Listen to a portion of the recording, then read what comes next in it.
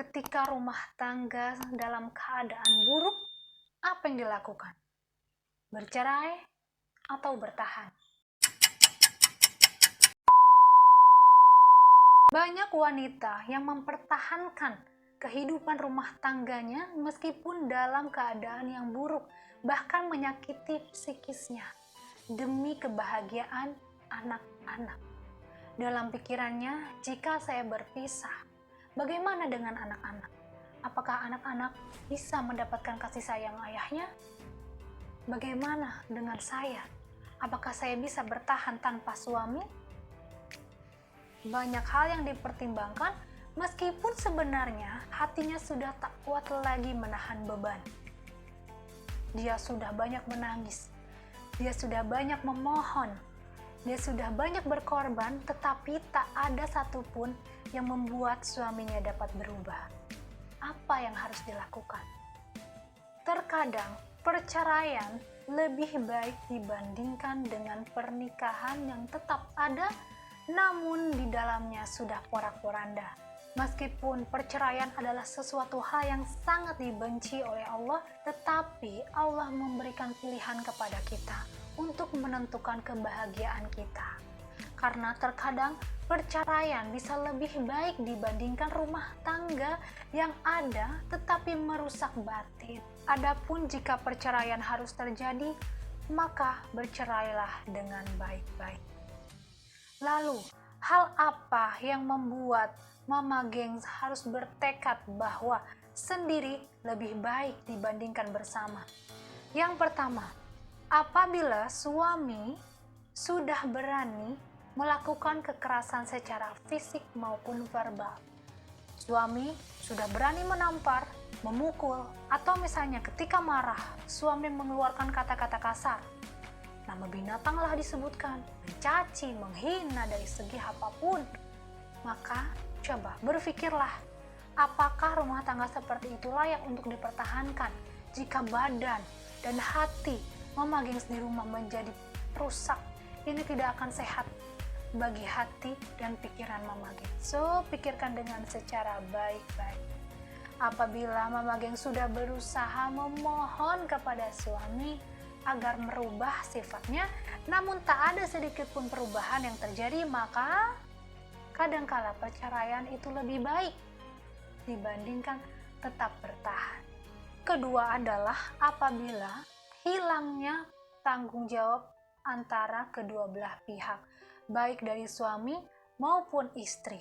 Pihak suami sudah tidak mau bertanggung jawab baik secara lahir maupun batin terhadap istrinya. Begitupun istri yang semula bertanggung jawab atas keadaan rumah sudah masa bodoh dengan tanggung jawabnya.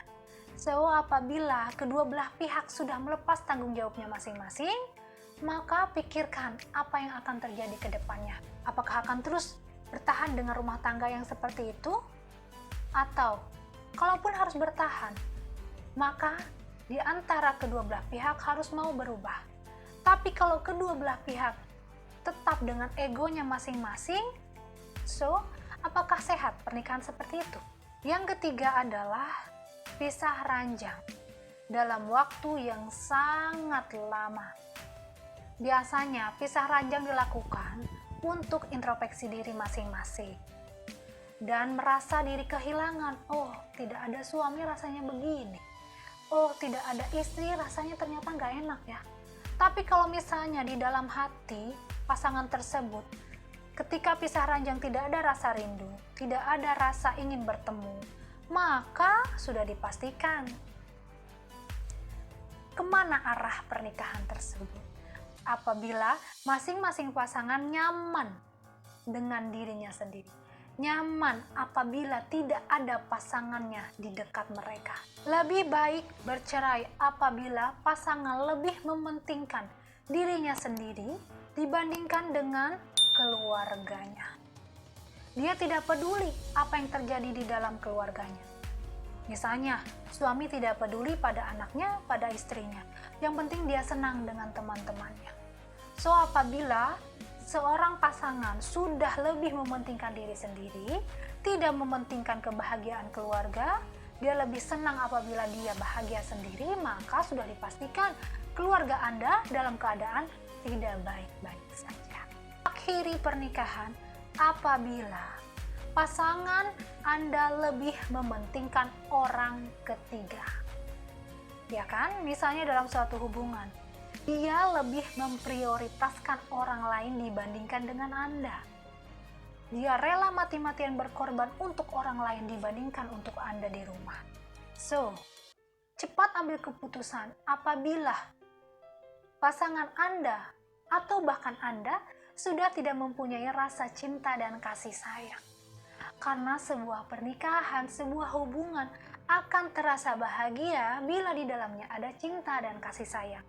Apabila cinta dan kasih sayang telah hilang, semuanya akan terasa hambar. Terakhir, lebih baik sudahi pernikahan apabila Anda sering bertengkar.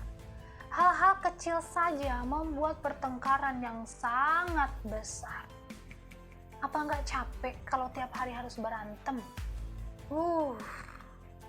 Yang namanya bertengkar, marah, itu mengeluarkan energi yang luar biasa banyak.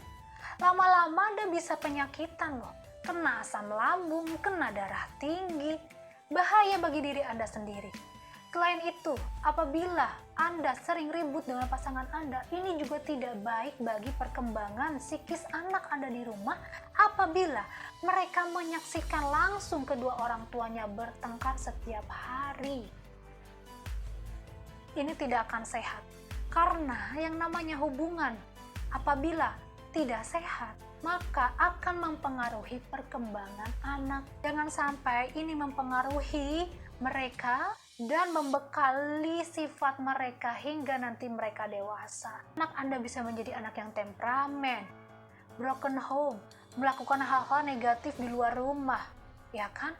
Atau misalnya membenci ayahnya atau membenci ibunya, atau misalnya dia nanti mengalami kelainan seksual ketika sudah dewasa, dia membenci lawan jenisnya, lalu dia mencintai sesama jenis, itu justru akan lebih berbahaya.